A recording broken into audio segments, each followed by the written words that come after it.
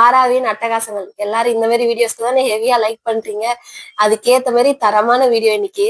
நாங்க 2 பேரும் ஊர்ல இருந்து வரதுக்கு முன்னாடி அம்மா இடியாப்ப மாவெல்லாம் வருஷத்துக்கு சேர்த்து அரைச்சு வச்சிருந்தாங்க. ஆனா அது சலிச்சு காய வைக்கிறதுக்கு டைம் இல்லாம இருந்துச்சு. அதனால இன்னைக்கு அந்த வேலையை தான் எடுத்துட்டு இருந்தோம். எல்லாரும் டிவில பாட்டு போட்டாதான் ஆடுவோம். ஆனா நாங்க மிக்சி ஆன் பண்ணாலே ஆடுவோங்கிற மாதிரி ஆறாக்குட்டி ஆடிட்டு இருந்தான்.